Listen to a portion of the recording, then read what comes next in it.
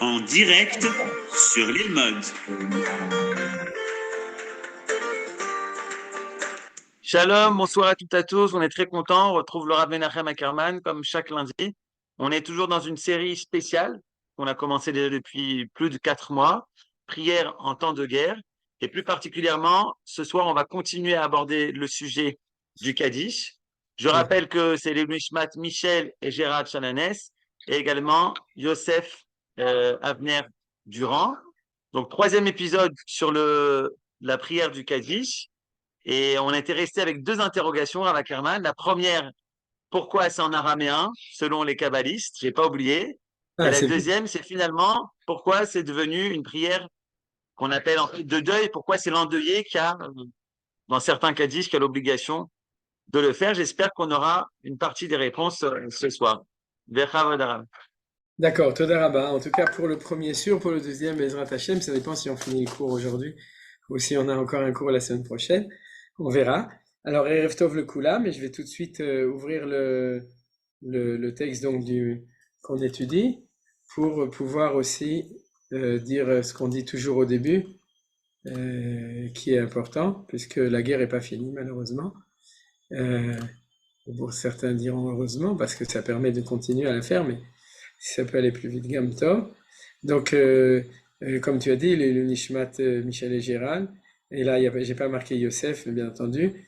Et l'irfouat kol haptsuim vanifgaim shel milchama zo refuat hanefesh refuat haguf le pidyon kol hachatzufim bertzuat haza berachamim rabim ushmir alehem lenikmat damam shel kol hachayelim vekol hatzadikim shenirtzechu venaflu al kedushat Hashem ונגיד ובתוכם יוסף אבנר בן ליוב ורחל דורן לשמירה גדולה על כל חיינו בעזרת השם שיזכו להילחם בגבורה ולצאת בשלום ולחזור בשלום. Il y en a beaucoup qui reviennent en ce moment, mais il y en a d'autres qui repartent et puis ça continue. Et לניצחון צבאנו במלחמה זו להשמיד את אויבינו לגרש את כל הנוכחים מארץ קודשנו ולשוב להתיישב בכל חבלי נחלתנו כי אתה אדוני הולך עמנו במלחמתנו ככתוב בתורתך כי אדוני אלוהיכם ההולך עמכם להילחם לכם עם אויביכם להושיע אתכם ונאמר אמן. C'est-à-dire tout ça, j'espère que vous avez compris, mais en tout cas, c'est l'essentiel du limoud, c'est de pouvoir dire que tout ce qu'on fait, c'est pour ajouter du mérite au peuple juif et à nos soldats. Bezrat Hashem, à notre armée, pas nos soldats. Nos soldats, c'est comme s'ils étaient au front dans une autre armée, c'est à notre armée. Alors donc, on est dans le troisième cours. Le premier cours, on avait uniquement étudié le texte de la Gemara de Masechet Brachot, page 3, folio 1. Le deuxième cours, on avait lu, le deuxième cours, on l'a véritablement étudié, et donc je ne peux pas me permettre une troisième fois de relire tout le texte. On va uniquement prendre la fin, et qui dit comme ça. Mais il lui dit comme ça, après le prophète me demanda mon fils. Vraiment, on le relit pour se mettre dans l'ambiance, hein, parce que c'est difficile d'une semaine à l'autre. Mon fils, quelle voix as-tu entendu dans cette ruine? Je lui ai répondu, donc c'est Rabbi aussi, qui était son fils, c'est-à-dire la personne avec qui il parle. J'ai entendu l'écho d'une voix qui gémit comme une colombe et proclame « Oi !» aux enfants dont les fautes m'ont conduit à détruire ma maison, à brûler mon sanctuaire, à les exiler parmi les nations. Et le prophète Élie s'écria donc devant Rabbi aussi, par ta vie et sur ta tête, donc de Rabbi aussi, ce n'est pas seulement à cette heure que la voix exprime ce message, mais elle le répète 3 fois par jour. C'est-à-dire que 3 fois par jour, Dieu, même pendant 2000 ans, c'est-à-dire depuis 2000 ans, 3 fois par jour, Akadosh Baruch Hu, il dit « Oi !» aux enfants dont les fautes m'ont construit à détruire ma maison, à brûler mon sanctuaire et à les exiler parmi les nations. Et elle gémit comme une colombe. Ça, on n'avait pas expliqué pourquoi c'était une colombe. Et non seulement cela, mais au moment où les enfants d'Israël entrent dans la synagogue et les maisons d'études et proclament que son grand nom soit béni, c'est-à-dire, or là, c'est la phrase Yeheshme Agadol Mevorach, c'est-à-dire Yeheshme Rabba Mevorach, parce que Rabba en araméen veut dire Agadol en hébreu, c'est-à-dire lorsque les enfants d'Israël, en gros, disent le Kaddish, et c'est pour ça qu'on l'étudie, le Saint béni soit-il hoche sa tête et dit heureux le roi, qu'on louange de la sorte dans sa maison. Et Rashi rajoute dans sa maison, c'est pas la synagogue et le Beth Midrash, c'est le temple. Rashi dans le Beth Amikdash quand il est construit. Donc Rashi a très bien compris qu'on risquait de mal comprendre le texte. Parce qu'on risquait de comprendre que chaque fois qu'on fait un Kaddish à la synagogue ou à la yeshiva, alors Dieu dit ouf, je suis consolé d'avoir détruit parce que c'est pas grave que c'est détruit, mes enfants continuent à étudier la Torah et à prier pour moi, donc je suis consolé. Ça, c'est ce que la lecture qu'on aurait eue si on n'avait pas eu l'enseignement de Rashi. Or, Rashi nous dit, fais attention, c'est pas vrai. Dieu n'est pas consolé, ça lui rappelle, au contraire, ça lui éveille des gargouilles, des nostalgies sur le fait qu'il fut un temps où il y avait un temple et on le louait comme ça, comme et vive la douleur du père qui a exilé ses enfants, et quel malheur pour les enfants d'avoir été bannis de la table du père. Voilà. Donc, en fait, on voit que ici il y a le secret, le sod du Kaddish, c'est le secret du Kaddish, puisque on voit très bien que le Kaddish, comme a dit Yohan, c'est pas la prière pour les morts, c'est une prière qui a un code secret, qui réveille la nostalgie de Hachem, et donc qui réveille la compassion de Hachem sur la situation catastrophique de l'exil, et donc qui lui donne envie de mettre un terme à l'exil. Donc ça, c'est le sens général du Kaddish. Bien entendu, dans le Kaddish, il y a, comme on a vu, il y a la phrase centrale qui est Shmei Rabba Mevorach Leolam Ulolme Almaya. C'est-à-dire qu'en fait, comme j'ai dit la semaine dernière, si vous voulez, il y a deux mantras, deux phrases importantes dans le peuple juif. Celle qui est la plus connue, la plus importante, c'est Shema Yisrael Hashem Elokeinu Hashem Echad. Et puis il y a une deuxième, et c'est la raison pour laquelle on dit qu'il faut la dire de toutes ses forces, cette phrase-là. Et c'est pour ça que chez Sfaradim et Chassidim, on l'a dit en disant beaucoup plus fort que d'habitude, c'est Yeshmei Rabba Mevorach Leolam Maya.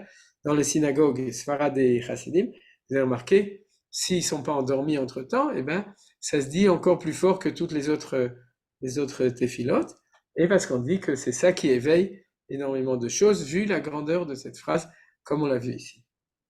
Alors, je vous rappelle un tout petit peu ce qu'on a vu la semaine dernière, on est obligé, d'accord, sur en fait, qu'est-ce que ça veut dire tout ça? Et on avait vu deux opinions. On avait vu dans le Tosfot par oral, bien entendu, mais pour ceux qui sont érudits suffisamment, je vous invite à regarder le Tosfot sur place. Brachot Daf Gimel Amud Aleph, je ne l'ai pas imprimé, mais chez chaque personne qui a une Gemara peut le regarder. Le Tosfot amène deux opinions. Une première que c'est une seule phrase, c'est l'opinion la plus simple, c'est une phrase de louange, Dieu soit béni éternellement. C'est comme ça que vous le verrez dans vos traductions, c'est en hébreu ou en français. C'est-à-dire Yeshmei Rabba, ça fait un peu blabla. C'est-à-dire c'est comme ça que on ne voit pas la grandeur de la phrase, mais ceci dit, Tosfot lui amène cette explication en son nom. C'est-à-dire c'est l'explication du Ba'ala Tosafot, c'est-à-dire il était en France à l'époque, à l'époque des petits enfants de Rachid, à l'époque des croisades, et c'est comme ça que dans sa yeshiva, ce Baal Tosfot l'a expliqué. Par contre, il amène l'explication du Marzor Vitri, et c'est celle qui va nous accompagner pratiquement tout le temps, sauf quand on va parler du Kaddish pour les morts. À ce moment-là, on reviendra à l'explication de Tosfot. Mais pour l'instant, ce qui nous accompagne, ce qu'on a vu la semaine dernière et ce qui va nous accompagner aussi aujourd'hui, c'est une explication beaucoup plus complètement différente qui est basée sur des notions de Kabbalah. C'est-à-dire qu'on ne lit plus le texte de manière simpliste, oui, que le nom de Dieu soit agrandi éternellement, Yeshmei Rabba Mevorach Leolam Ulolme Almaya, mais on va lire les choses complètement différentes. C'est-à-dire qu'on va mettre un petit trait là, vous voyez, entre le Shem et Yud-Kei, et ce petit trait, qu'est-ce qu'il signifie? Ce petit trait, il signifie que il signifie que le nom de Dieu qui a 4 lettres, Yud-Kei, Vav-Kei, il lui manque le Vav, il est amputé. C'est-à-dire depuis quand? Depuis la destruction du temple. C'est-à-dire que quand le temple est détruit, alors la présence de Dieu dans le monde, elle est manquante. Il manque le Vav et le Hei, il n'y a que le Yud et le Hei qui sont dans le monde. Et ça, c'est ce qui explique la galoute. Ça a l'air d'être compliqué, mais c'est tellement simple. C'est-à-dire, tu ramènes le Vav et Hei et la Géoula vient. Vous avez compris? Donc c'est tellement simple. Et donc, en fait, ce qu'on dit en exil, c'est qu'on demande à Dieu, c'est pas une louange, c'est une supplication.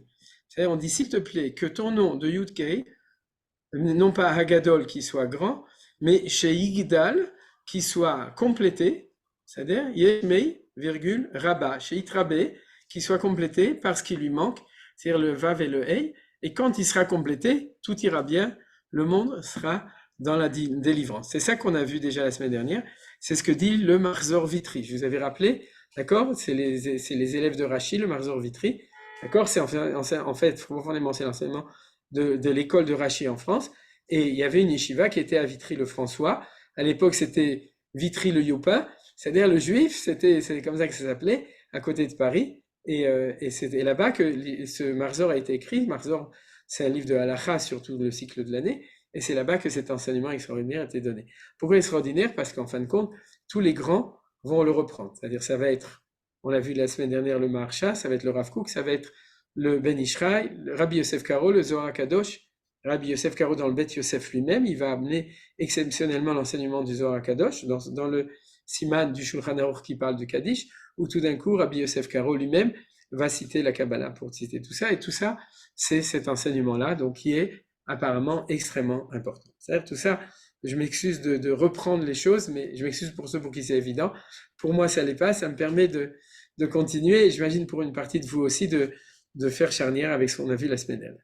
Alors, la semaine dernière, on avait vu l'enseignement du Maharsha, qui lisait dans le texte de la Gemara, suite à ça, un enseignement qui disait que, en fin de compte, le secret de Rashi, c'est que la différence entre notre phrase qui est dit là et la phrase qu'on disait quand le Beth Amikdash était construit, qui était Baruch Shem Kevod Malchuto le Olam Vaed, c'est-à-dire, c'est que ce qui manque, ça c'était pas le Maharsha, c'est moi qui l'avais rajouté, mais le Maharsha l'avait vu dedans, oui, si en fait, c'est que dans cette phrase, il manque le Kevod Malchuto. C'est-à-dire, on parle du nom de Dieu, mais quand il y manque le Vav et le Hey, il manque la splendeur de la présence de la royauté de Dieu dans le monde.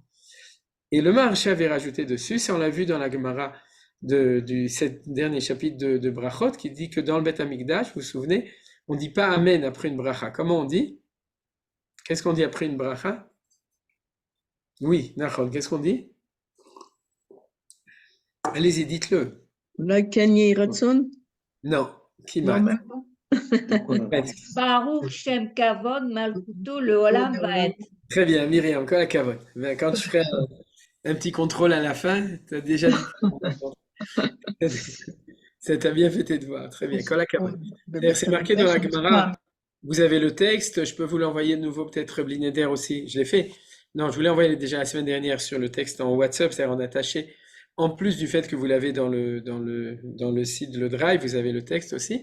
Mais en tout cas, c'est le texte de la Gemara de Brachot, si vous me permettez, je note un petit peu pour voir, la Gemara de Brachot 54a et 63a de Brachot, qui dit que quand on est dans le temple, je vous ai rappelé qu'aujourd'hui, sur un rabaït, dès qu'on prie, on prie de la même manière, c'est-à-dire ça se restitue, où on dit à voix haute, Baruch Shem Kavod Malchuto Olam Vaed. Alors, de nouveau, quelle est la différence?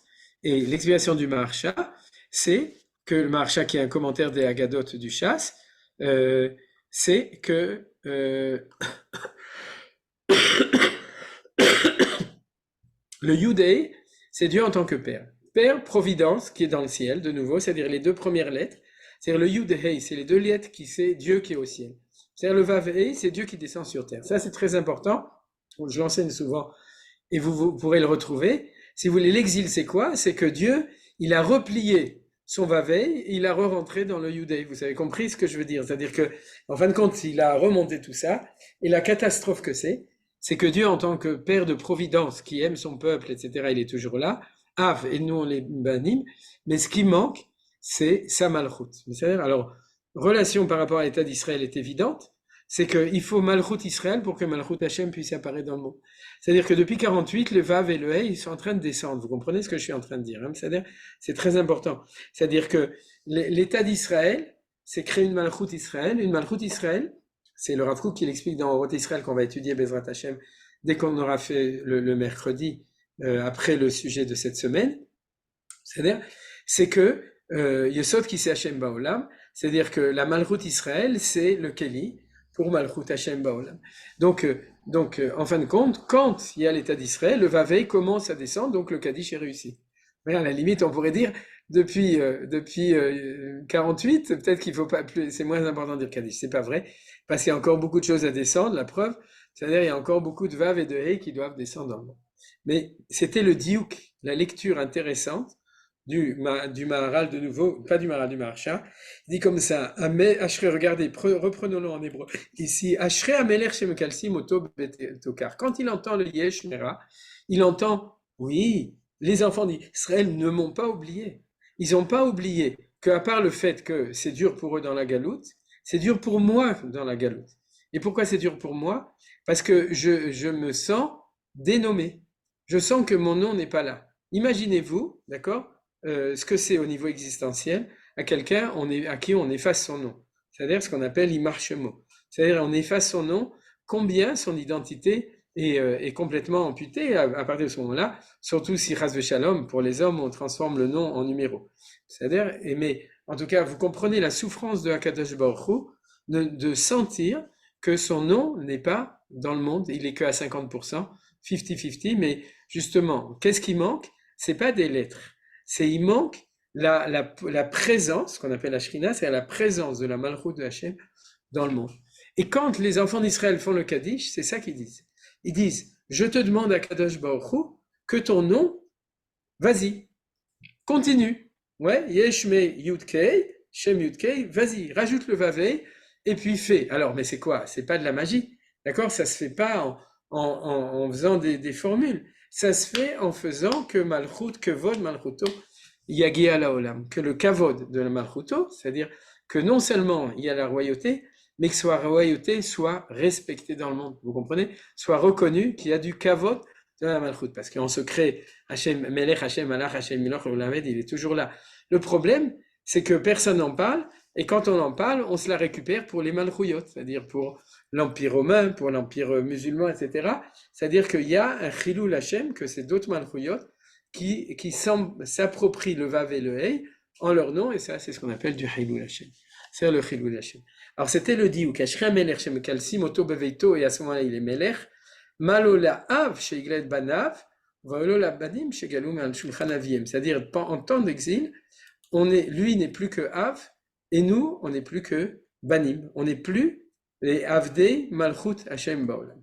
Voilà. Tout ça, c'était en fait une belle révision qui explique la profondeur du Rashi, qui a dû corriger ce qu'on aurait pu mal comprendre si on n'avait pas Rashi pour étudier tout ça.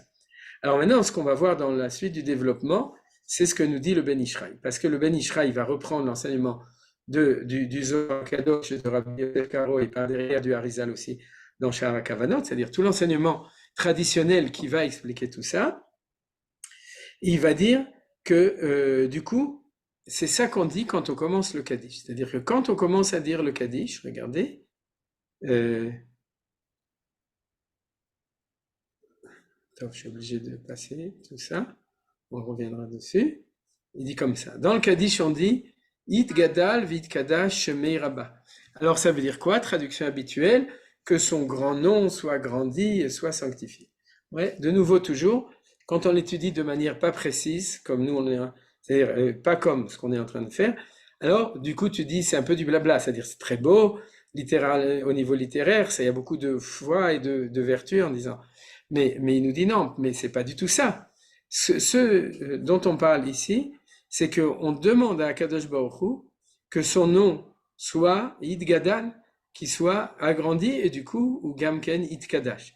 C'est-à-dire que tant qu'il n'est pas agrandi, ça on le verra dans Yecheskel, alors il y a un problème de non-présence dans le monde, donc il n'y a pas de Kiddush Hashem Baolam. Alors on dit Vakasha Sheit Gadel Shmei Rabba. Et donc le Ben Ishraï, il en tire de là des conséquences au niveau halacha. Il dit, en fait, si tu veux dire Yeshmei Rabba, il faut te lever et y penser au début du Kaddish. C'est-à-dire que le Yeshmei Rabba commence au début du Kaddish. C'est-à-dire l'officiant dit Bevakasha, dites avec moi, demandez que le nom de Dieu, Idgadel, Shmei Rabba, et on dit Amen qui va être grandi, et on va dire, quand on va dire Yeshmei Rabba. Vous voyez, c'est-à-dire qu'il y a une continuité entre l'ouverture du Kaddish et entre le Yeshmei Rabba. Ça, c'est la première chose que dit le Ben Ishraï, parce que il en donne une nafkamina l'alacha, c'est-à-dire une influence sur la manière de dire les choses. Je vais pas la citer, mais ça, c'est la première chose. La deuxième chose, c'est-à-dire, mais au niveau, pour nous, ce qui est important, c'est au niveau du pshat. C'est-à-dire que quand on se lève et qu'on entend Idgadal, Vidkadash, Meraba, c'est la déclaration d'intention pour comprendre ce qu'on va dire quand on dit Ye'ei Shmei Rabba Mevorach Leolam Olam. C'est-à-dire le Mevorach, c'est la demande de Idgadal. Le mot important là-dessus, c'est le mot Idgadal.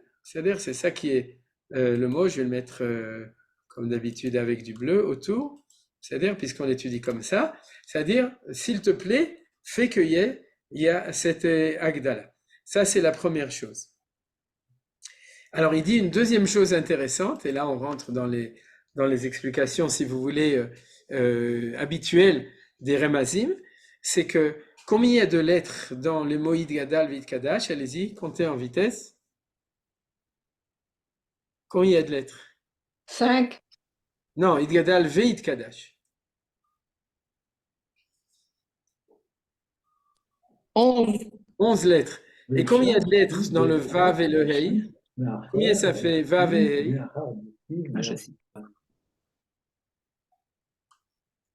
Ouais, ça fait combien? Un Vav et un Hei, ça fait 11 aussi. Ça fait la même chose. C'est-à-dire qu'il y a un chiffre secret qui est le chiffre 11, qui est le yichud entre le Vav et le Hei. Par exemple, il se retrouve de manière très intéressante j'en avais parlé dans un cours il y a 2-3 ans, dans la Parashat Hashavua de Trouma, il y avait une tente de poils de chèvre qui était faite. Vous savez, au-dessus dans le Mishkan, vous savez, il y avait 4 tentures. Il y avait celle avec les 4 Tchelet, Vergaman, Zulat, Shani, Veshesh, c'est-à-dire les 4 couleurs ensemble. Au-dessus, il y avait une tente en poil de chèvre, et ensuite, il y avait encore 2 tentes en Rotelim Odami, Verot Rachim. C'est-à-dire, je traduis pas pour ceux qui savent. Et les tentures en poil de chèvre, il y a 6 d'un côté et 5 de l'autre. C'est-à-dire, au-dessus du Mishkan, du Kodesh HaKodeshim, il y en a 5, et au-dessus de l'autre, il y en a 6. C'est un sod, c'est un secret. Pourquoi est-ce que Dieu il fait cette chose de manière différente? Alors ici, vous avez une réponse. Il y a une autre réponse que j'avais donnée à l'époque. Shisha Sidrei Mitzvah, Chamisha Chumshe Torah. Les 5 livres de la Torah et les 6 livres de la Mishnah. Bon, c'est une autre explication, tout est relié. Comme d'habitude, toute la Torah, Torah Hashem Temima. Mais vous avez quelque chose d'intéressant sur le chiffre 11 qui revient ici. C'est-à-dire qu'on dit Idgadal Vidkadash, il y a 11 lettres parce qu'on te prévient déjà du code dans la Torah qu'on est en train de parler du Vav et du Hei. Ça, c'est ce que nous dit le Ben Ishraï dans la Chita du Ben Ishraï, Gematriot, Remazim, etc. Et je vous dis juste, mais je continue pas, vous savez qu'en période de guerre, ce qui est important, c'est de lire la Ktoret. Vous vous souvenez? Oui ou non? Vous vous souvenez que j'en avais parlé, que c'est très important. Et tous les grands kabbalistes, vous l'avez sûrement entendu de tous les côtés, ils disent Meot Rachou de le Tikkun Aktoret. C'est-à-dire le fait de lire la Ktoret, parce que l'impact de la Ktoret est le même impact que le fait de dire Yesh Meraba. C'est-à-dire que c'est dans le même système général. Or, combien il y a d'encens dans la Ktoret, Smamane Aktoret? Yosef, combien? 11. 11, voilà, Bediok, exactement. Et c'est le même sot, c'est le même secret. C'est-à-dire que si jamais il y a 11 Mamane Aktoré, c'est parce que ça a le même impact. Alors maintenant, on va parler plus Midreshet Yehuda, un peu moins Ben Ishraï, c'est-à-dire on va revenir à des choses plus rationnelles. Mais tout ça, c'est toujours beau. C'est Gematriot, par Perot, la Torah, c'est agrément de tout. C'est-à-dire, c'est que, en fin de compte, quand on fait ça, quand on dit Yesh Meraba Mevorach et qu'on demande à Dieu de lier, c'est-à-dire on dit le Vavei, c'est une catastrophe, c'est les royautés des Goïm, il n'y a pas de Kavod, c'est du Chiloul, c'est le grand, etc. Viens, on fait ce Chibo. C'est-à-dire que dans la prière, on va dire, on va réveiller dans le monde, ça ce que je vous cite, c'est le Zohar, comme je dis, cité par Rabbi Yosef Karo, et cité dans Parashat Trouma, et cité par le Ben Ishraï, etc., sur ce texte-là. Et il dit à ce moment-là, on va faire avancer la Géoula. C'est-à-dire, on va faire avancer la Géoula parce qu'on va dire, fais descendre ton Vavé depuis le Yudé pour pouvoir que ton Shem, ton nom sera entier, ton Shem sera Shalem. Et à ce moment-là, qu'est-ce qui va se passer avec tous les salopards du monde? Qu'est-ce qui va se passer si ça marche? Ils vont tous partir, d'accord? C'est-à-dire, on va sortir toutes les étincelles de Gdusha qui sont en eux, et ils vont tous crever. C'est-à-dire, c'est ça qu'on est en train de dire à ce moment-là. C'est ce qui est marqué dans le Zohar. Donc, vous comprenez pourquoi en ce moment, mais Tfila Bet Milchama, ça nous a pris le temps, il fallait 2 cours et demi. Ouais, toutes les kavanotes que vous devez avoir maintenant quand vous criez Shmiyesh Meraba Mevorach, vous criez, vous parlez normalement, il faut faire attention, si vous êtes Ashkenazim, vous allez vous faire mal dehors, chez les Yekim, pas chez les Chassidim. Mais en tout cas, si vous dites un tout petit peu plus fort que d'habitude Yesh Meraba quand vous priez en Minyan, les Ikar Kavana qu'il faut faire en ce moment, c'est pas pour les morts, c'est pour enlever toutes les clipotes qu'il y a dans le monde, c'est-à-dire tout le sitra achra qui se trouve dans le monde. Dès qu'il entend Yudke Vavke de cette manière-là, il commence à s'angoisser, il se dit ça y est, c'est fini pour moi, et il s'enfuit, et on lui enlève toutes ses forces. Donc, il faut être mechaven, pashut meot sur le Hamas, sur le Hezbollah, sur comment il s'appelle, sur le Hachaf, c'est-à-dire chacun il a son coin. L'OLP dans Yehuda Veshomron, Hamas dans le sud, et Hezbollah dans le nord, et tout le yichud de tout ça, c'est l'Iran. C'est-à-dire, comme on dit, lo Iran ra qui Atarim a dit, c'est-à-dire, et donc, toute cette chose-là, c'est la kavana pshuta des choses. Alors maintenant, on va arriver au fait que c'est en araméen. Vous vous souvenez, Johan a dit au début que je vous ai promis. Alors ça, l'explication, c'est pas du tout la même explication que je vous avais citée. L'explication que je vous avais citée la semaine dernière, c'est celle que le Baal Tosot amène au nom j'ai oublié, de Sefer Apardesh, je crois, en tout cas de Rashi. Ça, c'est aussi de Rashi, mais c'est un autre livre qui dit que c'est le langage, l'araméen, que les anges ne comprennent pas, donc du coup, ils disent rien, ils râlent pas. C'est-à-dire, vous connaissez cette explication, même Manitou, je vous avais cité, utilise cette explication, et c'est une explication qui a sa justification, qui explique certaines choses dans la relation entre l'araméen et l'hébreu. C'est-à-dire, les anges qui, eux, sont dans le parlement de Kadosh Baruch Hu, ils parlent hébreu. Ils parlent pas l'anglais, ils parlent pas le yiddish, ils parlent pas l'araméen, ils parlent que l'hébreu. Si tu rencontres un ange et que tu ne parles pas en ivrite, il ne te comprendra pas. C'est-à-dire, et donc du coup, on dit en araméen, justement, pour qu'il n'y ait pas de kitroug. Alors profondément, l'idée qu'il ne faut pas qu'il y ait des kitroug, c'est oui logique. Parce que comme tu es en train, en fin de compte, de faire une déclaration de guerre messianique, chaque fois que tu fais Yesh Meraba, d'accord, tu dis à Kadosh Baruch Hu, allez, arrête, ramène ton vaveille, ça suffit maintenant. À ce moment-là, il ne faut pas que les anges de Esav et de Ishmael y comprennent trop. Donc ça, c'est l'explication classique. Mais regardez, parce que l'explication de la Kabbalah, c'est l'explication contraire, c'est l'explication sioniste. C'est l'explication classique, c'est qu'il faut surtout pas faire de richesse. Il faut surtout pas parler trop haut, parce que après, ça va énerver les goïms. Vous comprenez? C'est comme ça qu'on nous a enseigné la Torah depuis 2000 ans. C'est-à-dire en disant que c'est pour ça qu'on disait en araméen. Alors, ce que j'adore dans le Zohar, c'est que le Zohar, lui, c'est Rabbi Shimon Bar Yochai, il était sioniste, il n'avait pas peur, il a fait la guerre à Haza à son époque. C'est-à-dire, il était Az, il était fort. C'est-à-dire Neged Azim, Azawi. Ouais, et le Zohar, il dit comme ça.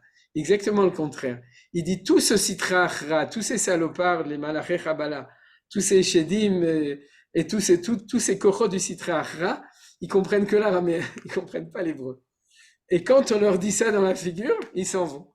Vous comprenez? Donc en fait, c'est exactement le contraire, on leur fait peur en parlant en araméen. Alors, vous avez vu l'inversement des concepts, c'est pour ça que je tenais absolument à vous le dire. On le dit exprès en araméen pour qu'ils l'entendent et qu'ils s'enfuient et pour les écraser. Alors c'est l'opinion contraire. C'est-à-dire quand tu es fort, tu n'as pas peur. Tu sors ton arme en face de l'autre. Si tu sors ton arme et que tu es galouti, tu dis il faut surtout pas sortir l'arme parce que lui il a une meilleure arme, il va me tuer. C'est-à-dire, et si tu es en situation de Géoula, c'est moi qui ai la meilleure arme et il va sortir son arme et puis à ce moment-là, je vais lui envoyer un petit truc de Khela Avir sur lui avec son RPG.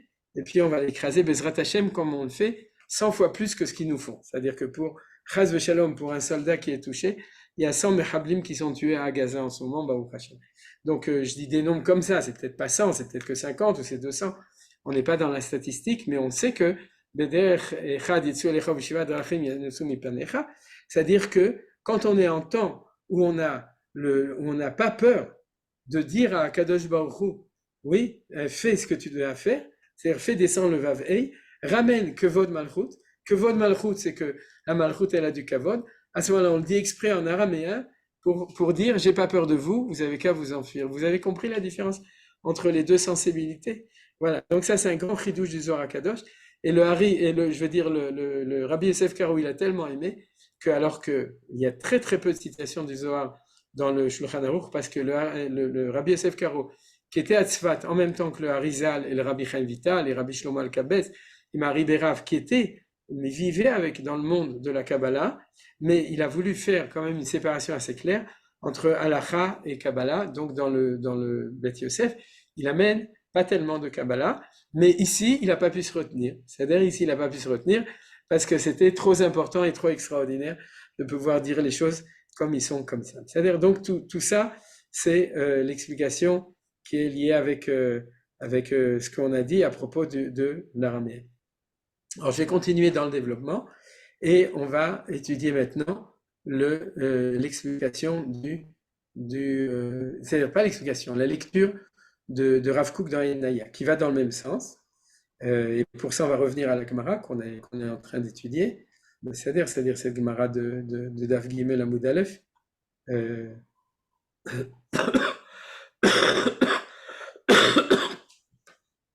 Et le Rav Kook, si vous voulez, il dit exactement la même chose, c'est-à-dire il reprend les mêmes thèmes, mais il dit que le grave problème, si vous voulez, quand on n'a pas cette continuation du nom de Akadosh Baruch Hu, il y a plein de problèmes. C'est tout l'exil.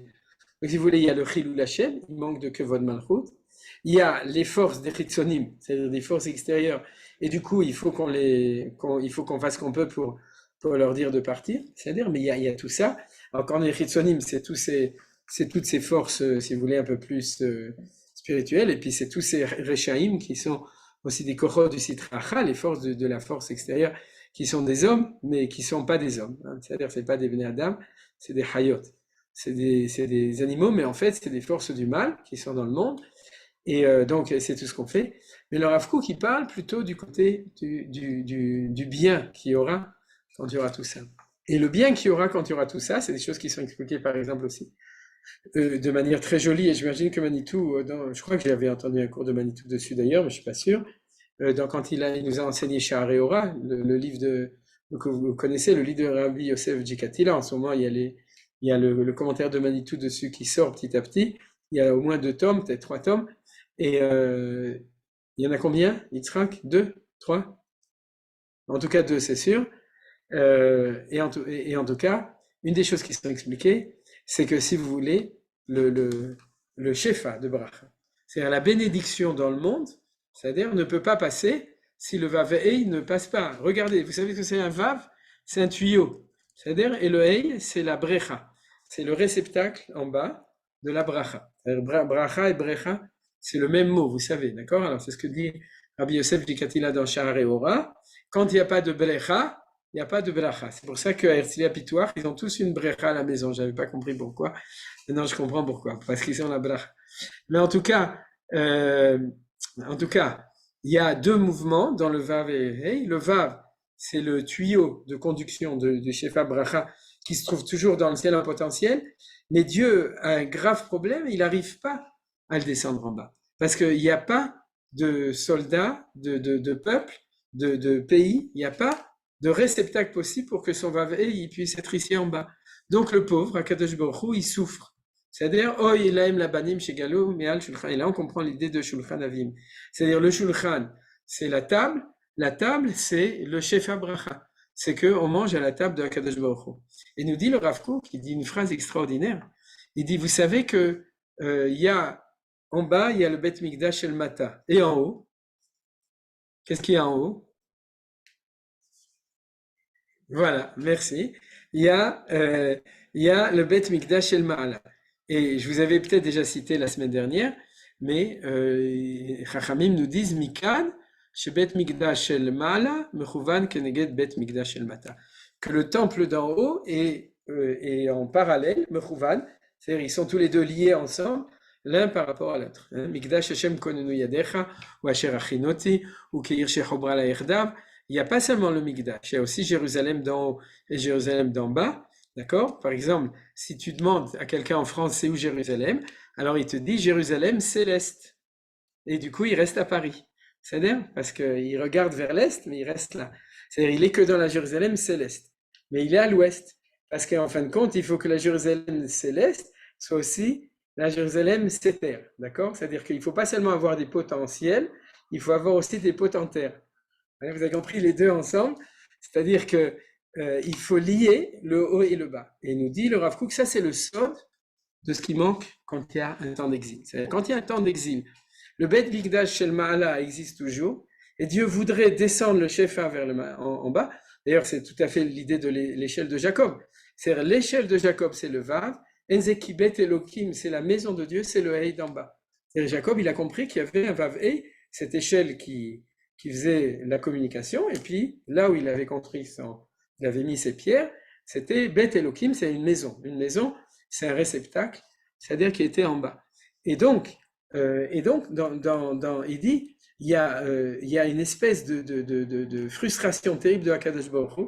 C'est comme si, imaginez-vous, des parents qui voudraient donner à leurs enfants tout ce qu'ils ont à leur donner, c'est-à-dire, pour quand ils sont petits, c'est de la bonté et des bonnes choses, et puis quand ils sont plus grands, c'est de la bonté, l'affection et de l'argent, c'est-à-dire quand les gens ils sont des trucs, et puis ils voudraient, chaque fois ils mettent à la banque, et puis ils peuvent pas donner. Il n'y a pas de communication possible pour pouvoir le mettre en bas. Alors ça s'amoncelle, et puis il y a une tristesse terrible de ne pas pouvoir donner, je sais pas.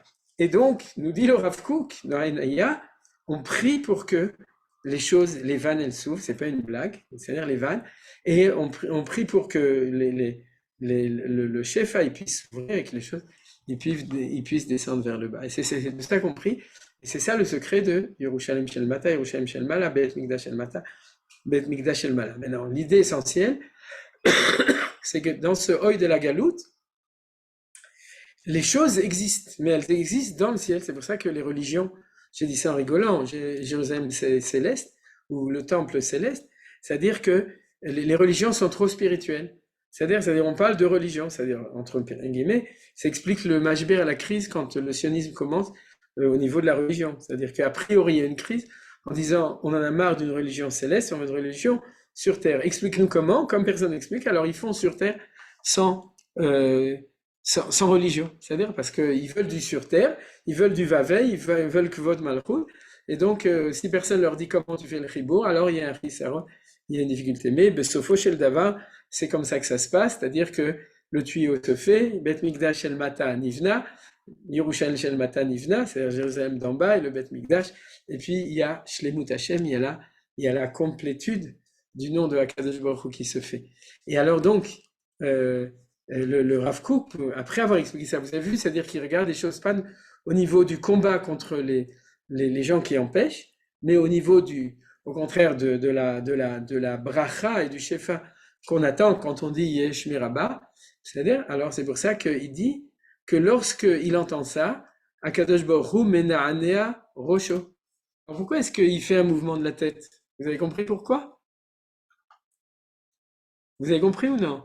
C'est-à-dire qu'il n'a que la tête, c'est-à-dire que le Bet Mikdash El Ma'ala, le Yud et le Hei, c'est-à-dire, c'est Chabad, c'est le Chochma Bin Avada, c'est-à-dire, c'est la vertu supérieure, elle n'a pas la possibilité, donc Akadosh Baruch Hu, le pauvre, il bouge sa tête, il dit la tête elle est là, mais ça descend pas jusqu'au pied, Ikveta de Meshicha, c'est-à-dire ça descend pas jusqu'à la réalisation des choses, et donc du coup, il est en tristesse, et c'est pour ça qu'il bouge la tête, il dit s'il te plaît, il faudrait que ça descende. C'est-à-dire, cette idée-là, quelle heure il est, ouais. Cette idée-là extraordinaire, c'est ce que nous dit le Rav Kook dans Enaïa à propos de tout ça. Donc, en fin de compte, il y a une espérance, nous dit quand on dit le Kaddish, une espérance d'un monde normal. C'est-à-dire, et entendez bien cette notion de normal. C'est un monde normal, c'est un monde où la bracha de Hakadosh Baruch Hu descend dans le monde, et pour ça, il y a ces conditions de Kevod Malchuto, etc. C'est-à-dire de tout ce qu'on a vu maintenant. Alors, on va regarder 2 ou 3 sources qui nous permettront de compléter. On va revenir, puisqu'on s'approche de Purim. Vous avez remarqué que cette année, le Ramadan, c'est Chodesh Adar, bête, c'est-à-dire, donc, Bezrat Hashem, c'est-à-dire, on va leur foncer dans le Ramadan, on va foncer dedans, et Bezrat Hashem, c'est Siman Gadol. Puisque vous vous souvenez qu'on a dit qu'il y a ce quart de Aficha, de Nahafochu, dans tout Adar, mais surtout Adar Bet, puisque c'est le Adar de Purim, Nahafochu Asher Ishlotu Ayudem Eva Besonem, donc, cette année, c'est Siman Tov. Bezrat Hashem, j'espère qu'on le verra assez rapidement, mais en tout cas, en tant que Siman, c'est déjà un beau Siman. Il y a des gens qui sont sceptiques. Moi, je suis antisceptique. Et donc, c'est-à-dire, Shalom, t'inquiète pas, ça ira. et donc, c'est-à-dire, alors, pourquoi je vous dis, j'ai pensé à ça? Parce que l'endroit, comme par hasard, on a vu que tout ça, c'est quelque chose de très global. Il y a le Sitra Achra, il y a la Mazikim, il y a les Rechaim, il y a les Hamasnikim, il y a toute cette force, il y a les Malchuyot, toutes les Malchuyot qui s'emparent du Vaveil, ça on va l'étudier si Dieu veut. Cette année, tous les cours qu'on fera sur Purim, ce sera sur Melchem et Amalek, parce que c'est le Mitzvah Azman de s'occuper du Inyan Azé, comment est-ce que de Purim on voit ce qui se passe aujourd'hui et tout. Et donc, comme par hasard, le seul endroit dans la Torah où ça a été dit clairement que le nom de Dieu, il est manquant et qu'il faut le compléter, ouais, et que quand il n'y a pas le nom, c'est parce qu'il n'y a pas le qui c'est, et tout le monde demande qu'est-ce qui c'est le qui c'est Malchut, ouais. Vous savez, c'est-à-dire que quand on parle de qui c'est Hachem, on parle de qui c'est Amelech, c'est-à-dire toujours. C'est-à-dire, et donc, là on comprend très bien que le Vav Ei, c'est le qui c'est. Et donc, si c'est le qui c'est la Malchut, et donc c'est Kevod Malchut, et tant qu'il n'y a pas le Vav Ei, il n'y a pas de Kevod Malchut, et il y a Yesh Miraba, mais il n'y a pas Baruch Shem Kevod Malchut Olam, pour reprendre tout ce qu'on a étudié jusqu'à maintenant. Extraordinaire. Quel est l'ennemi numéro un? C'est-à-dire, quel est l'ennemi le plus sale? C'est le sale Amalek. Malek. Chaque fois qu'on lui voit, on lui dit Salam Alek, il répond Alaikum Salam. Et donc, lui, cet ennemi-là, c'est Amalek qui est la quintessence au niveau humain, au niveau des nations, de l'opposition à Israël. Donc, c'est toujours la force vive intérieure qui s'oppose au Vav Ei. Donc, c'est pour ça que ça apparaît à cet endroit. On l'avait déjà vu plein de fois, on l'avait vu même il y a 2 semaines, ou il y a la semaine dernière, mais on va le reprendre. Vayomer, Dieu, et il a prêté serment. C'est-à-dire, c'est quoi prêter serment? Oui, où est-ce que c'est marqué? Qui Yad al-Kassiem. C'est Yad, c'est Nishba Hashem. C'est marqué ici, la main de sa bénédiction pour jurer par son trône. D'accord? C'est-à-dire que pour jurer, il y a donc une chevoie de Hakadosh Baruch Hu. Alors, c'est quoi une chevoie? Quand Dieu prête serment, il prête serment de temps en temps, pas souvent, mais quand il prête serment, ça veut dire que quoi qu'il en soit, ça va arriver. Vous comprenez? C'est-à-dire, il y a toujours un conditionnel de la conduite des Juifs pour les choses, mais quelque chose qui est Nishba Hashem, par exemple, dans Asher Nasatet Yadi, la tête au tel Avram Yitzchak Yaakov, la promesse du retour d'Israël sur sa terre qu'il a promis au Havot, Nasatet Yadi, j'ai élevé ma main, c'est comme ça qu'on prête serment. C'est-à-dire, je ne vais pas l'élever trop, parce que sinon il y a des connotations négatives de ça. Mais on prête serment, c'est Nesiat Hayad, et là c'est la même chose, Kiyad al-Kassia, c'est comme si Dieu avait mis sa main sur le Kes et sur le Ya, et il avait mis la main, il a dit, je promets qu'un jour, Milchama Hashem Ba'amalek Midordor, pour, comme dit, regardez Rashi ici, le Saint béni soit-il a juré que son nom ne sera complet, et son trône complet que lorsque le nom d'Amalek aurait été est totalement effacé. Donc, et c'est quand il aurait effacé son nom, c'est-à-dire d'Amalek, que le sien, celui de Dieu, sera complet. Donc, c'est nom pour nom. C'est-à-dire, vous comprenez? C'est-à-dire, il y a le nom contre le nom. Le nom de Amalek, c'est le nom qui s'oppose à la complétude du nom, qui est le Vavhei. C'est-à-dire, et aussi le Aleph de qui c'est. C'est-à-dire, je vous le rappellerai peut-être dans un cours, mais j'ai entendu de Rav non, pas de Rav Rishin, de Rav Mordechai Shriki, au nom du Ramchal. Rav Mordechai Shriki, c'est le grand Chacham Yedidi, de Ramchal, qui a dit quelque chose d'extraordinaire, je vous l'avais déjà dit, mais c'est vrai, on peut répéter. Qu'est-ce qu'on chante à propos du renversement, que c'est nous qui allons régner sur sur nos ennemis et pas le contraire? Vena Fochu, Asherish le Toa Yudim et Ma Besonem. Est-ce que c'est uniquement une chanson, est-ce que c'est un verset de la Bible? Où c'est marqué Vena Fochu, Asherish le Toa Yudim et Ma Besonem? Il va y avoir renversement et les Juifs vont être cholettes sur leurs ennemis. Où c'est marqué? Quelqu'un sait? Tout le monde croit que c'est. La Megillah? La Megillah? Voilà, c'est un pasouk mefourage de Megillat Esther. Là où il y a marqué la Yudim Aïta Ora Vesimcha, etc. La Megillah, par Koach de Ruach HaKodesh, nous enseigne le Koach qui s'appelle le Vena Afochu. Or, si vous prenez les lettres ou, Hei, Vav, Aleph, vous les inversez, ça fait quoi? Hei, Vav, Aleph inverse. Il faut être renversois pour le faire. Alors, allez-y. Ah ou. Ça va faire Aleph, Vav, Ei. D'accord? Tu prends le Aleph, tu le rajoutes au mot Kissé. Tu prends le Vav, Ei et tu le rajoutes au mot Yudke. Vous avez Kissé et Yudke, Vav, Kei. Donc, quand vous chantez Vena Forhu, Asher Ishlotu Ayudim Ama Besenem, tu chantes qu'il va être inversé et que du coup va se révéler la Ashlama, la complétude du mot Kissé et la complétude du mot Yud Kevav Kei avec le Aleph, le Vav et le Hey, vous voyez dans l'ordre, dans le tiercé, c'est un tiercé, c'est 3 tiercés dans l'ordre, du Nahafochu, et du coup, Asher Yishletu Hayudim Ema Besedem. Donc, vous voyez que si Hachem l'a marqué à cet endroit-là, c'est parce que c'était là la quintessence de l'endroit où ça devait être marqué dans la Torah. C'est pas une histoire d'Amalek, c'est une histoire grandiose de toute l'histoire. C'est-à-dire, c'est l'histoire avec Amalek, avec Esav, avec Ishmaël, avec le Sitra Acha, avec tout ce qui est descendu au moment de Shurat HaKelim, les Nitzotzot, etc. Ça, c'est la Ktoret. Tout ça, c'est une vision générale des choses qui se voit là-dedans. Alors, on va continuer, maintenant qu'on a bien compris ça. On va voir encore deux choses. C'est suite aussi à une question qui a été posée la semaine dernière. C'est que, on l'avait vu, on l'avait pas vu en fait.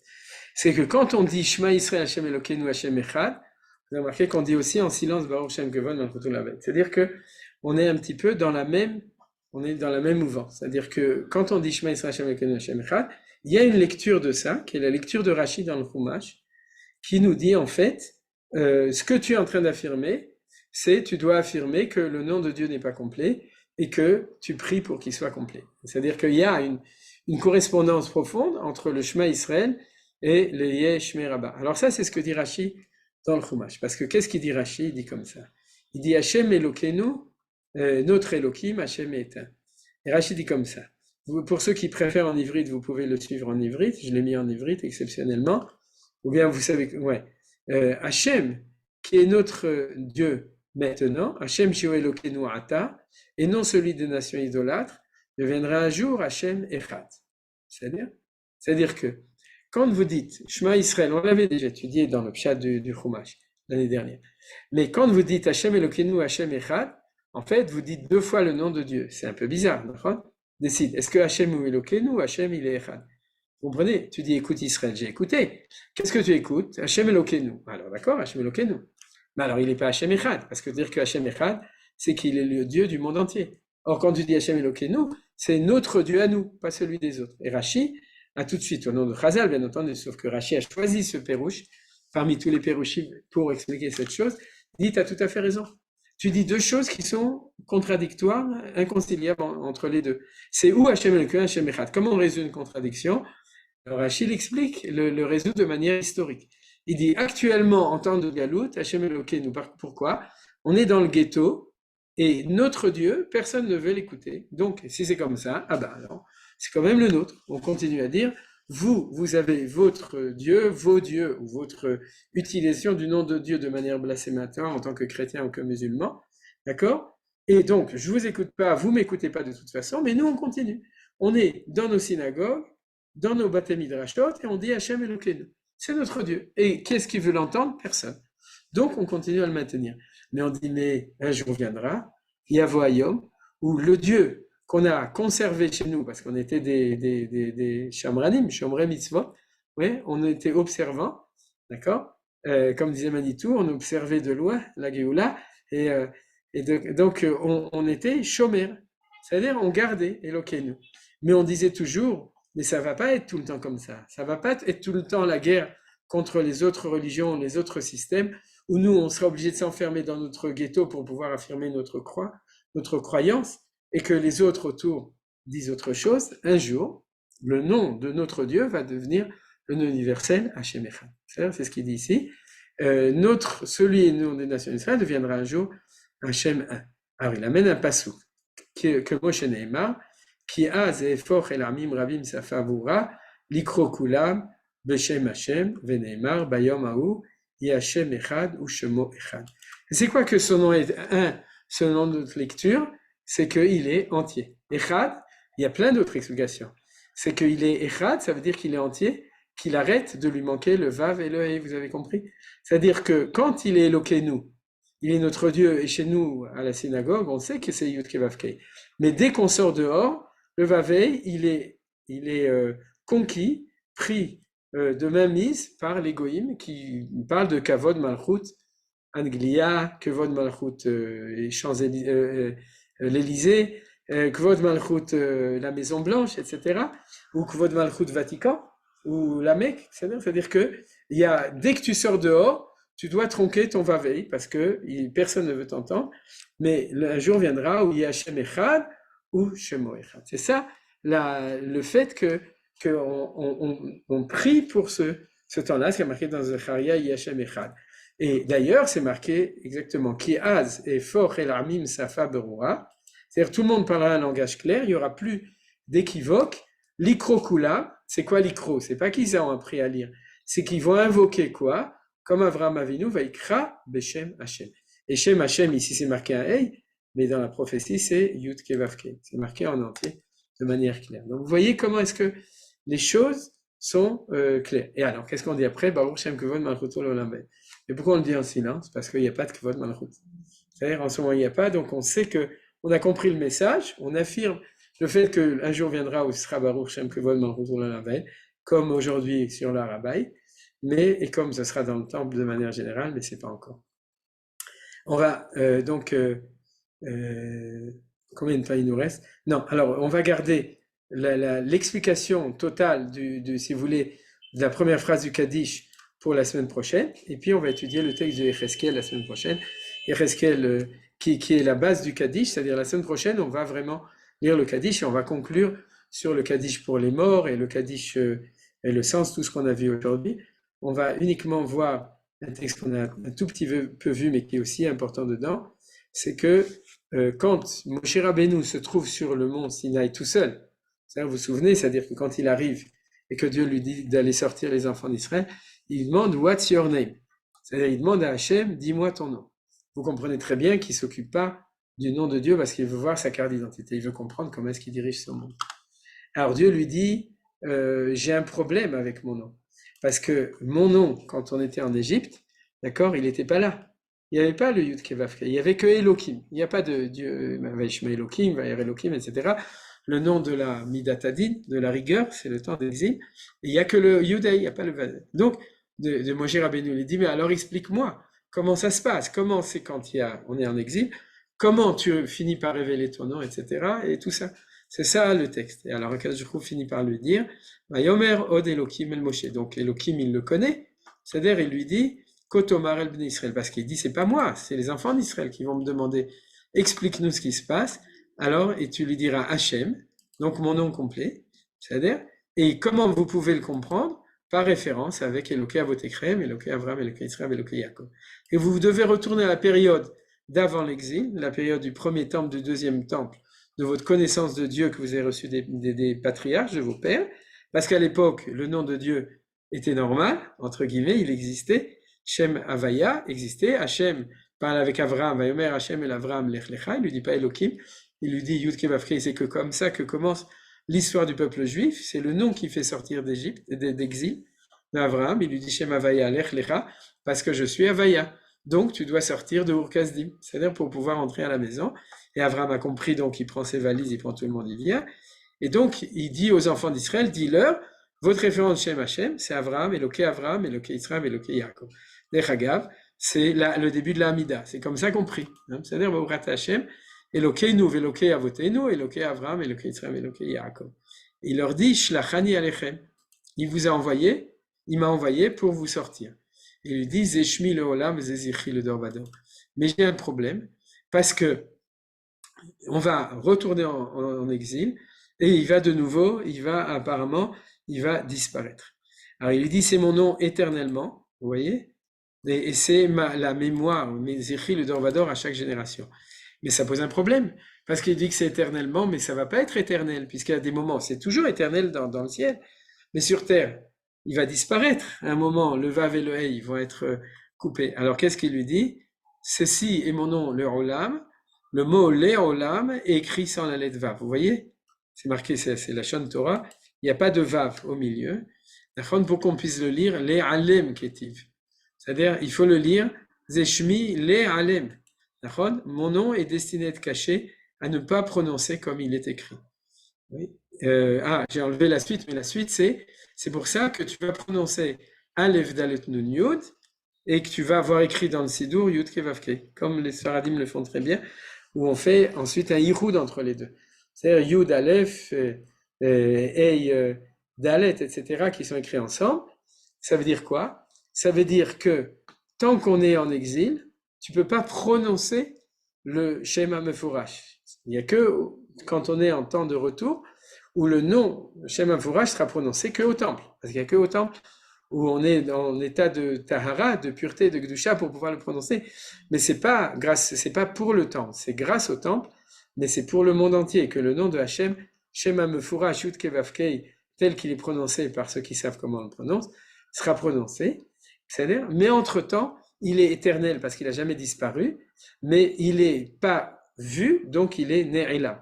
C'est-à-dire, le Olam, l'éternité de Dieu en temps où il n'est pas là, c'est qu'il est Ne'ilam. Vous avez suivi cette idée, d'accord? C'est-à-dire, on te dit, Zeshmi Olam, t'inquiète pas, même en exil, je serai toujours là. C'est-à-dire, Hachem Elokeinu, je serai toujours là avec vous. Mais je serai là éternellement, mais d'une manière différente, puis il sera Ne'ilam. C'est-à-dire, Zeshmi Olam, Zeshmi Alem. Et donc, tu dois l'écrire comme ça, le regarder, mais tu ne pourras pas le dire parce que ce sera faux. Parce qu'il n'est pas là comme ça. Donc, tu diras Aleph Dalet Yud, qui est un autre nom, qui est le nom qu'on dit de manière tout le temps, quoi, de manière permanente, quelle que soit la situation. Donc, vous voyez que Akadosh Baruch Hu, dans cette idée générale, c'est-à-dire, elle est très forte, elle est très importante. C'est-à-dire, il y a un paradoxe d'une éternité, comme dit Rav Kook, dans le ciel, mais d'une impossibilité que ce soit dit.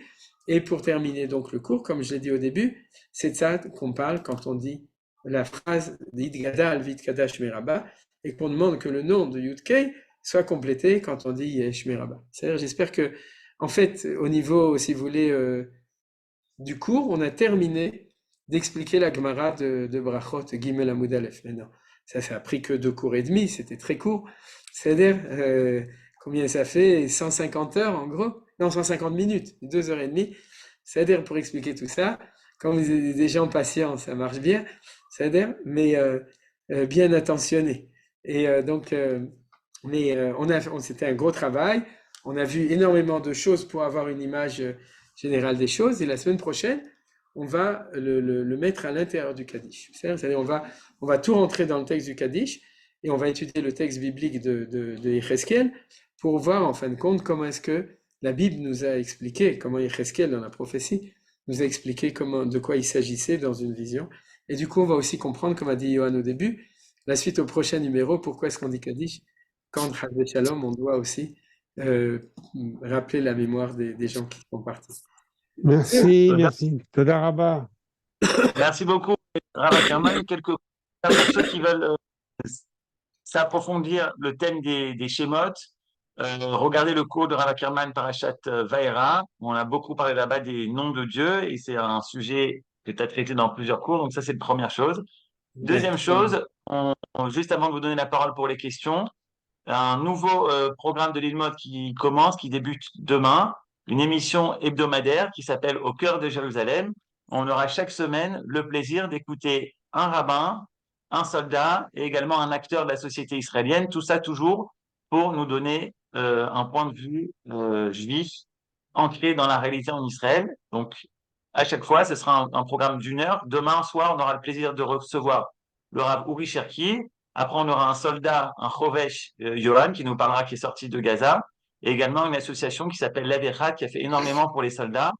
Et c'est important d'entendre cette voix, parce que dans les médias, on entend souvent d'autres choses, des belles analyses politiques ou beaucoup de choses intéressantes, mais nous voulons permettre d'écouter des rabbinim et des gens qui sont là dans l'action, que ce soit des soldats ou des volontaires. Donc, je vous donne rendez-vous demain à 19h30 en France, 20h30 en Israël, avec entre autres le Rav Cherki. Voilà, une nouvelle émission hebdomadaire Bezrat Hashem.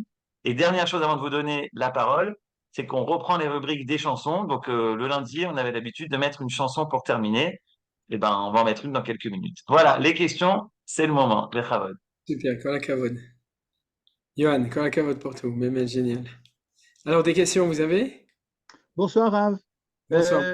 Comment se fait-il que quand on récite le Kaddish, généralement les Ashkenazim sont debout et les Séfaradim non? Ouais. Alors, je dirais comme ça, mais j'ai pas des sources vérifiées. Peut-être qu'il y en a d'autres qui connaissent mieux.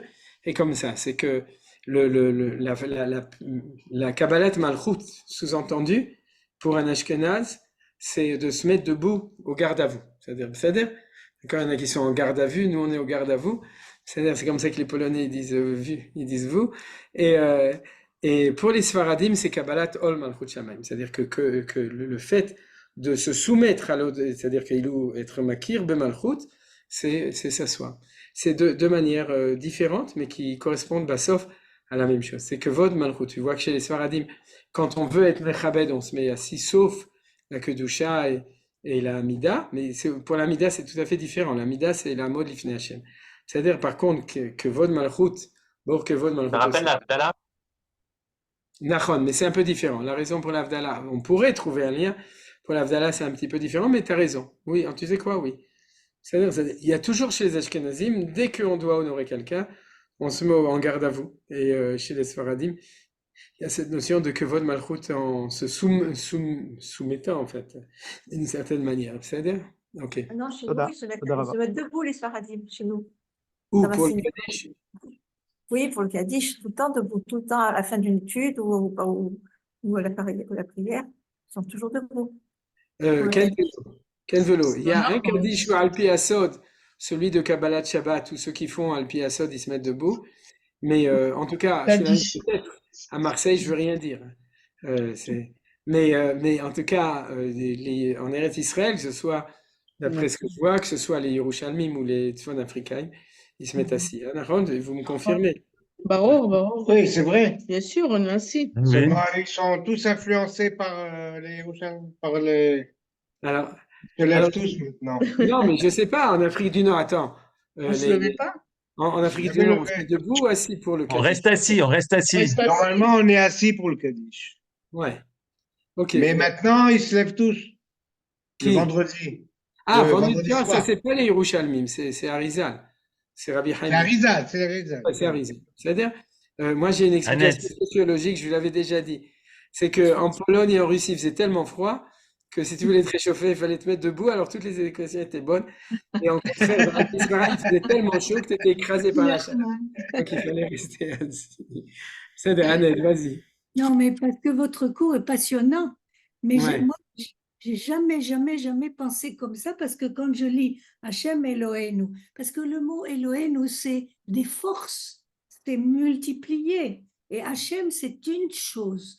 Alors, il dit, nous avons beaucoup de forces, puisqu'on dit toujours Elohim, c'est des forces.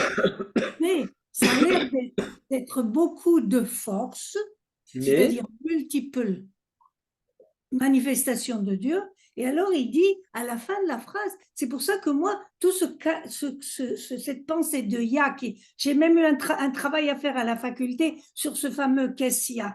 Vraiment, je le connais par cœur. Mais là, quand je vois cette phrase, Hachem Eloheinu, c'est les forces que nous avons multipliées, mais tout ça, c'est un. il a fait Eh mot. oui. Eh oui, Annette, c'est vrai. Annette, mais c'est tout à fait vrai, ça c'est l'expression de Manitou. Pas seulement de Manitou, mais Manitou passait son temps à expliquer cette expression que tu viens de donner.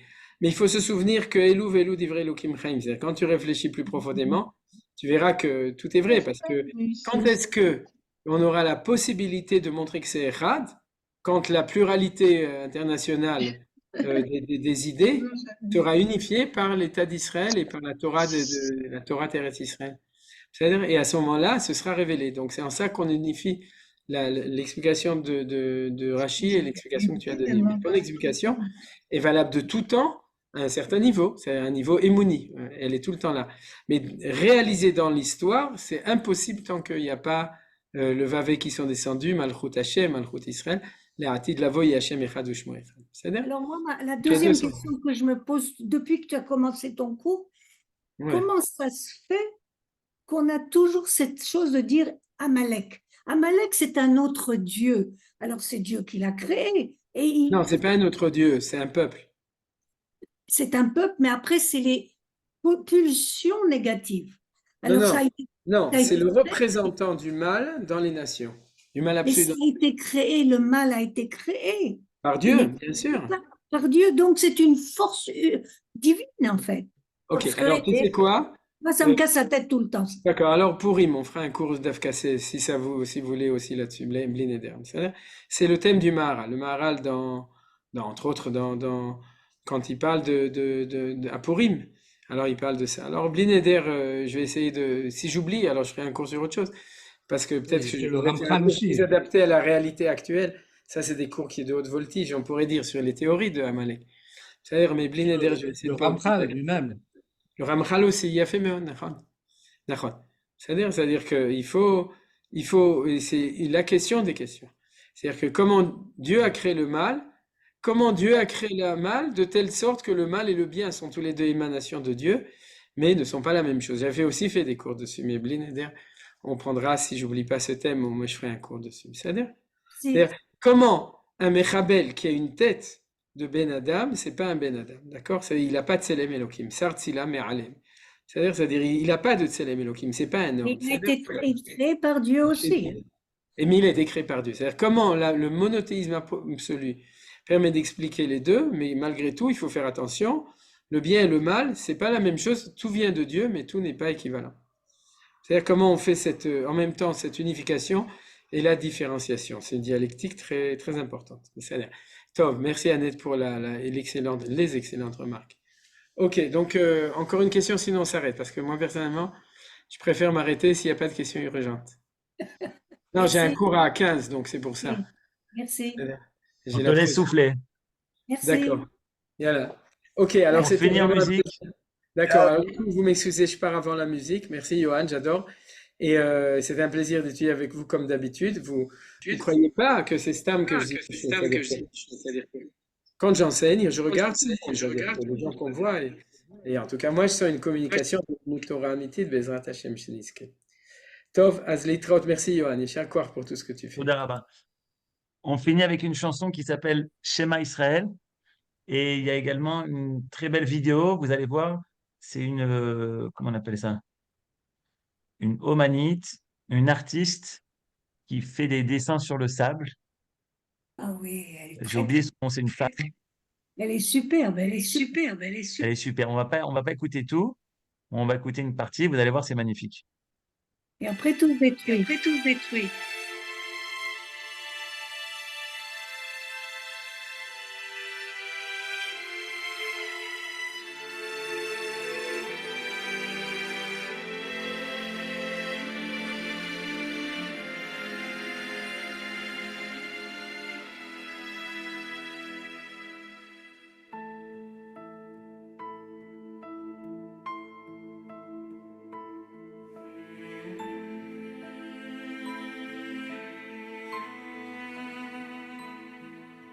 היד מונפת לשלום, אמא עצובה פתאום, נראה כאילו היא שומרת סוד. ושם בשער המנזר, בתוך עולם שונה וזר, אולי עכשיו יצליח בנה לשרוד. בין הצללים נפרסו זרועות, אמו נפרדת ומוחה דמעות, תפילה על השפתיים, כאב בנשמה, יקר כל כך מחיר המלחמה.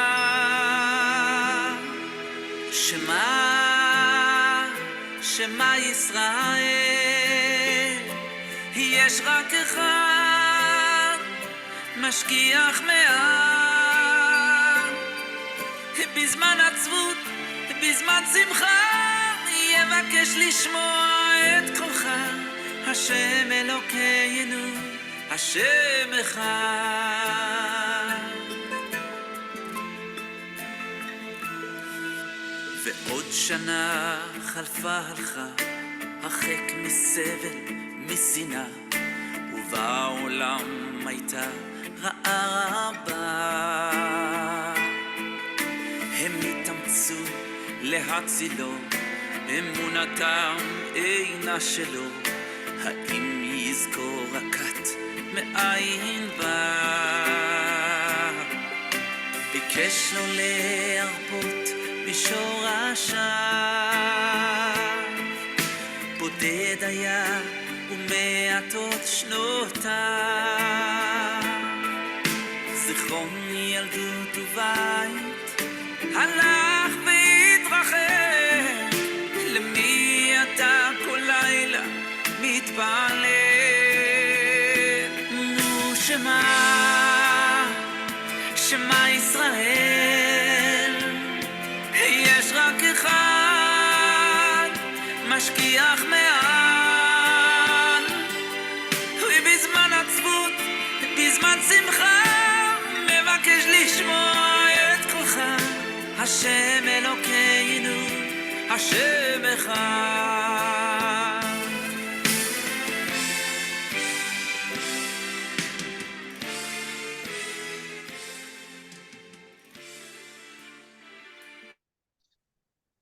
Voilà, voilà.